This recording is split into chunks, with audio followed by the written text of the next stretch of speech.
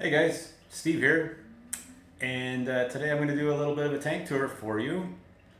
This is my waterbox 20, and I have several tanks in the house, but this is the one that probably is most relatable to most new hobbyists, so I thought I'd start here. It's been a great little tank. I really like it. I did buy it used, as I do a lot of my other tanks, and it's been a real joy. Super simple. Um, Nice form factor, and this video is going to be one take, no fancy editing, anything like that, so bear with me.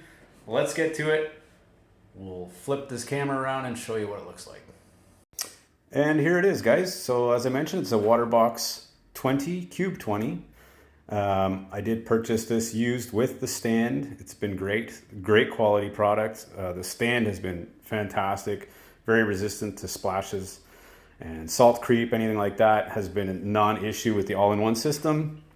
And for anyone considering getting into the hobby, I totally recommend an all-in-one system. Now, if you're wondering what an all-in-one system is, all-in-one just means that all the filtration is combined in the back of the aquarium itself. It gives the tank a nice clean aesthetic. You don't have much in the way of equipment showing because the heater, the pump, the filtration, everything is in behind that black wall at the back there.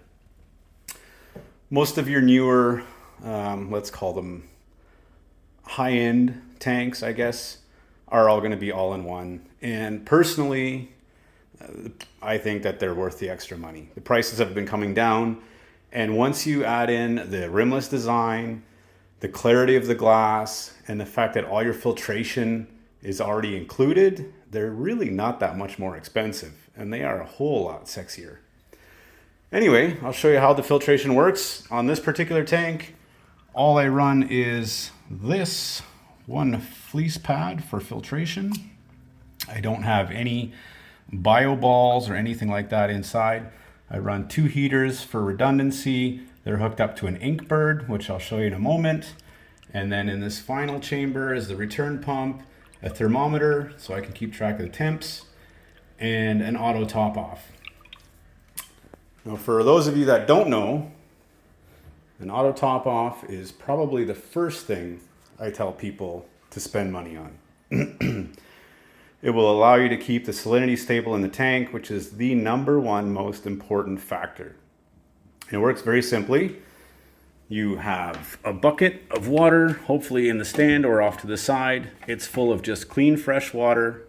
And anytime water evaporates from the main display, the sensor, which is located here, it's this blue thing, will tell the pump to activate and will pump fresh water into the main display. Super simple. They range in price, obviously, but I think you can get some for as little as $60, and absolutely the most important piece of equipment after your pump and your heater. Probably even more important than lighting, honestly. So in this tank, I have a couple of wave makers, as you can see. Also very important to have enough flow in the tank. You always want to keep the water circulating so that these corals get new fresh water blown past them. Any type of detritus, crap basically gets flushed off the coral itself, because anything that settles on the coral could potentially harm it. As you can see, not a fully grown in tank obviously, but doing pretty well. It's a good start. Got quite a few fish in there, and still, even with just that one little fleece pad, I have a hard time keeping nutrients up.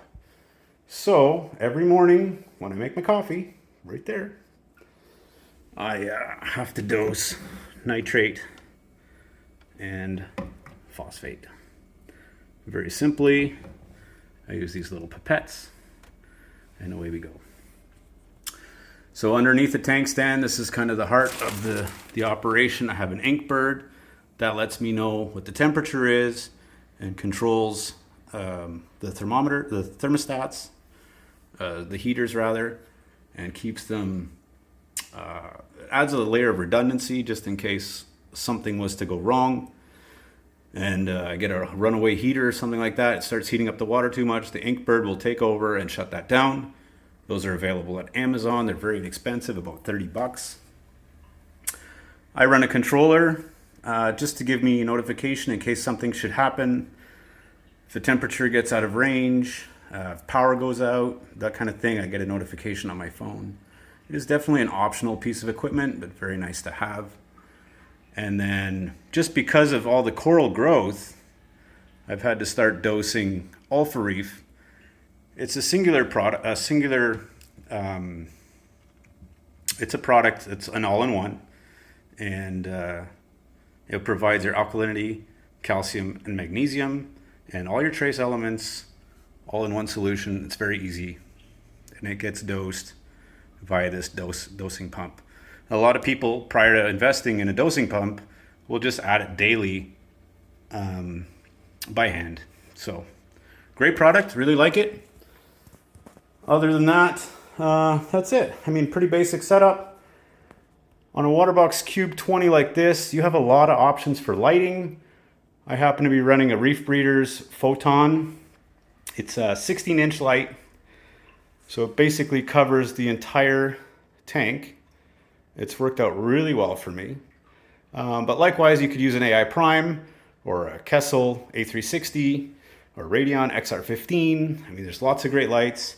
The Night Crew, I would recommend a Night Crew 50 or maybe even 100 watt for a tank this size, just because of the spread. So that's also a very important thing. The spread of the light is more important than the power of the light. So getting rid of all the shadows in the display, really important, and something that should be thought about. Anyway, that's the tank, guys. Just thought I'd give you a little rundown and maybe open up some discussion if you guys have any questions.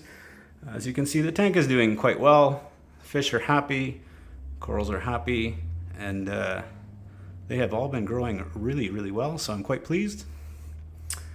And there we go. Thanks for watching, guys. If you have any questions, throw them on the messenger board on the Facebook here. This video is made specifically for the London group. And ask away. Take care. Bye now.